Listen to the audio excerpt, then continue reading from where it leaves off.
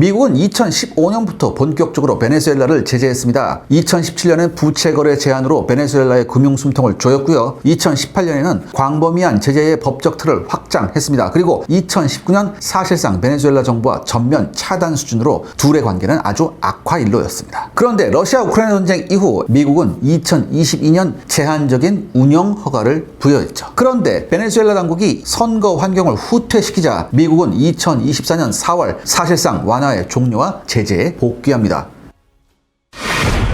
시청자 여러분 안녕하십니까? 긴급 이슈 점검으로 돌아왔습니다. 갑자기 베네수엘라에 위기가 왔다고요? 네, 지난 8월 23일 미국은 남카리브해에 알레이버급 이지스 구축함 3척을 투입하며 마약 카르텔 차단 명분의 군사적 압박을 개시했는데요. 이에 대응해 베네수엘라는 군함과 1만 5천여 명 규모의 병력을 해상 및 국경에 전개하며 맞대응에 들어갔습니다. 외형은 미국의 마약 단속이지만 내면에는 선거 정당성 공방, 그리고 제재와 완화의 진자운동, 그리고 석유와 이주 위기가 겹친 결과라고 전문가들은 분석하고 있습니다. 또 다른 전운이 이제는 중남미에서 감도는데요. 오늘 샤렐 군사연구소는 이를 자세히 한번 알아보겠습니다.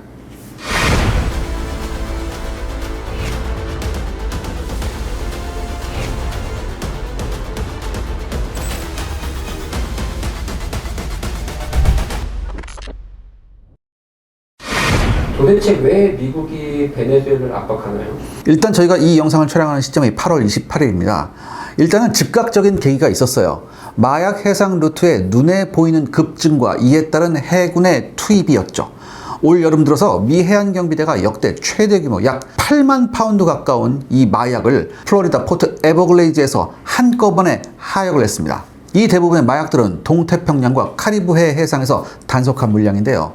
작전에는 해군 함정과 동맹국 함정까지 동원되었습니다. 이 기록적 적발 직후 백악관은 이지스함 3척을 카리브해 남부로 보내 카르텔 차단 임무를 수행하게 했죠. 즉 해상 단속 실적과 정보가 해군 투입으로 이어진 것입니다. 그 다음으로는 법적, 정치적 프레임인데요. 이른바 나르코 테러로 재규정한 거죠. 이 나르코 테러라는 건 뭐냐면, 나르코는 이제 스페인어로 마약이라는 뜻이래요. 그래서 이 마약 테러의 결합으로 이걸 재규정한 건데요. 미 법무부는 2020년 마두로 대통령 등 15명을 FARC, 즉 이거 보통 이제 파크라고 하는데, 이 파크와 공모한 나르코 테러 혐의로 기소했습니다. 특히 마두로에게는 5천만 달러 현상금도 붙었죠. 이 파크는 1964년에 결성된 마르크스 레닌주의 성향의 게릴라입니다. 50년 넘게 콜롬비아 정부와 내전을 벌이고 있는데요.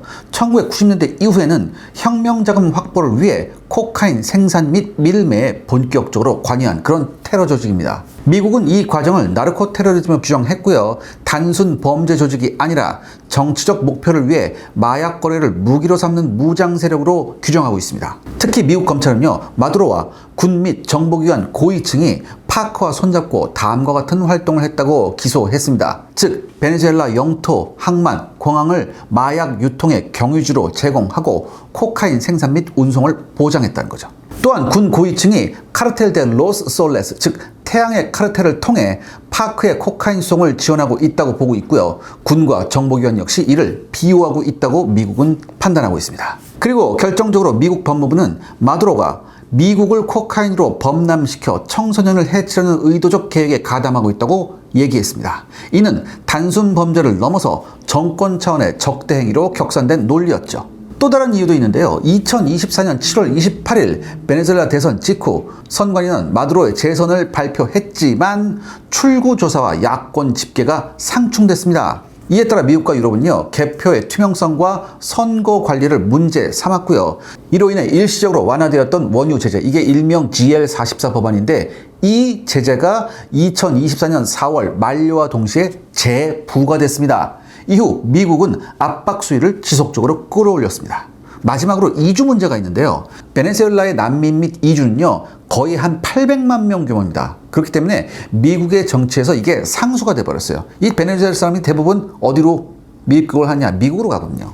그래서 국경 및 이주 관리와 제재 및 완화는 서로 영향을 주고받고 있고요. 미국 내 정치 일정, 즉 대선이나 뭐 총선 같은 거, 미국 의회 선거 같은 거, 이런 거에도 직접적으로 작동하기 시작했다고 미국은 판단하고 있습니다. 또한 이번 미국의 조치에는 베네수엘라와 중국의 관계도 영향을 미쳤을 것이라는 전문가들의 분석이 있습니다.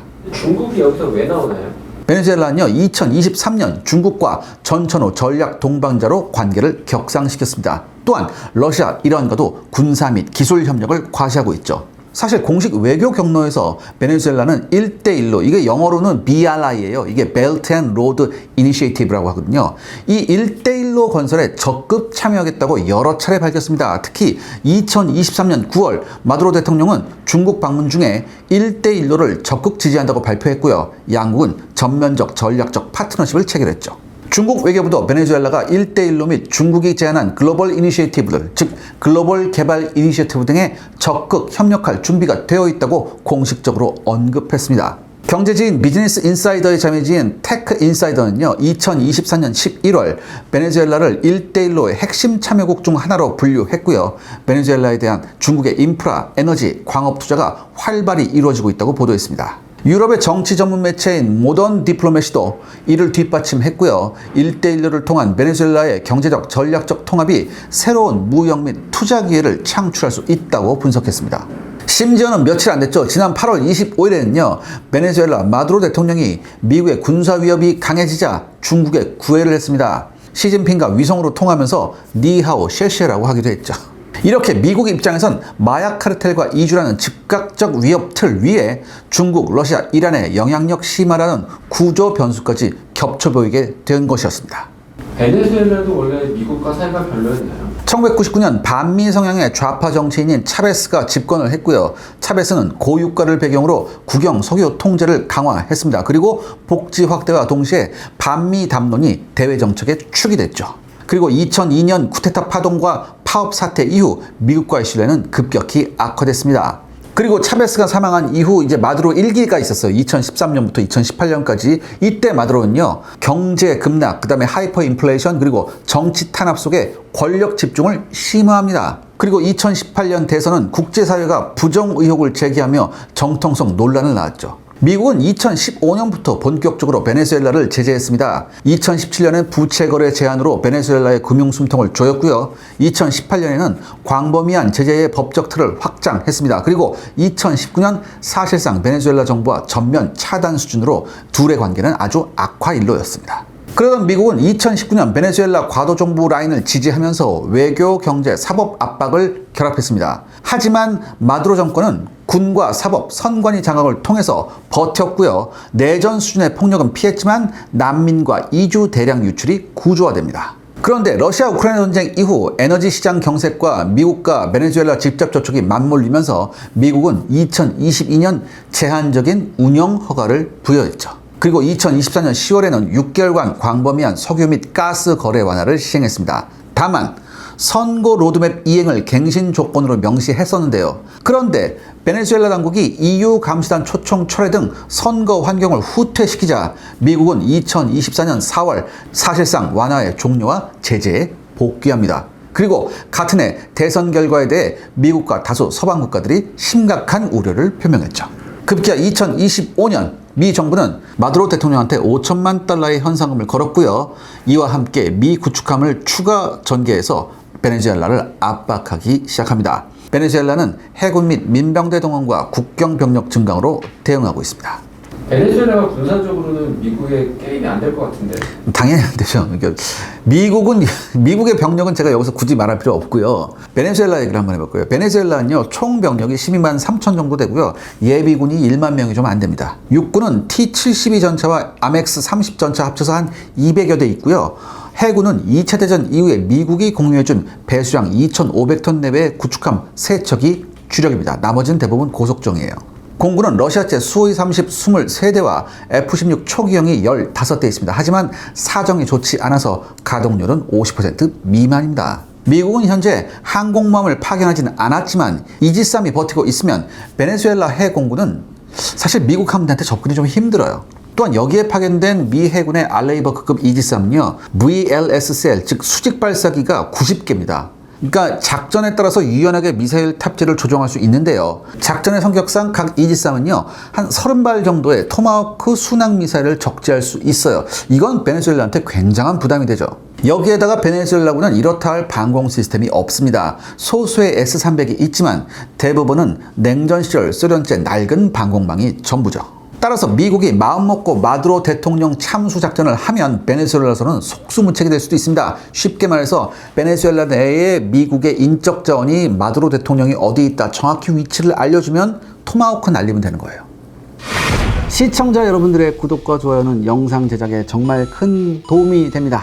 여러분들 부탁드리겠습니다. 구독과 좋아요. 베네수엘라는 민병대 수백만 원을 동원한다고 하지만 민병대는 민병대입니다.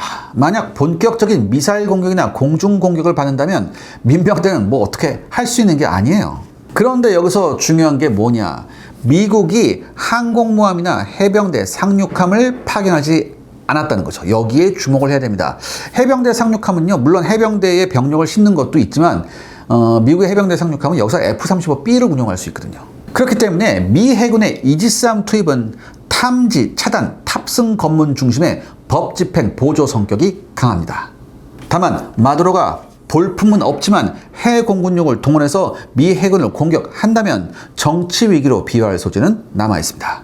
군사 전문가들은 현행 전개가 해상 차단, 정보 수집, 요격 지원 성격이 강하며 코스트가 큰 직접 교전 가능성은 낮다고 보고 있습니다. 이건요, 일종의 신호전인데요. 시그널링 컴뱃이라고 해서 보통 군사학이나 국제 정책에서 쓰이는 개념입니다. 실제 전면 충돌보다는 상대방에게 의도, 이지, 능력을 신호, 즉 시그널 보내는 이런 행위를 뜻하는 거죠. 다시 말해서 마약 카르텔 연계 정권이라는 프레임을 전면화해서 마두로 정권 자체를 범죄 조직처럼 취급하는 동시에 해상 전기를 통해 차단, 억지에 실제 군사력 과시까지 동원하는 전략입니다. 향후 전개될 시나리오는 어떻게 될까요? 가장 유력한 시나리오는 미국이 통제된 신호전을 유지하는 겁니다. 즉, 미 해군의 해상 차단 임무 지속, 베네수엘라의 국내 동원, 그리고 대미 선전 병행, 제한적 억지와 내부 결속력 이벤트가 반복되는 거죠. 분기점은 가을에서 겨울 추가 제재 혹은 부분 완화 카드와 마두로의 정치적 제스처가 교환되는 겁니다. 그런데요, 묘한 일도 있었죠. 공교롭게도 24일 마두로는 지난해 대선에서 부정개표 의혹을 제기했던 정치범들을 석방했다고 현지 일간 엘 나시오날과 AFP 블룸버그 통신이 보도했습니다. 석방자 중에는 지난 베네수엘라 대선 과정에서 불거진 개표 부정 논란과 관련해 시위를 벌이다 붙잡힌 이들이 다수 포함되어 있었다고 엘 나시오날은 전했습니다. 두 번째 시나리오는 조건부 완화인데요. 베네수엘라가 사법 및 선거 투명성에서 가시적 조치를 취하면 원유 및 가스 한정 완화가 제기될 수 있는 겁니다. 다만 2024년 대선 여진이 남아있어서 폭넓게 해제는 어려울 겁니다.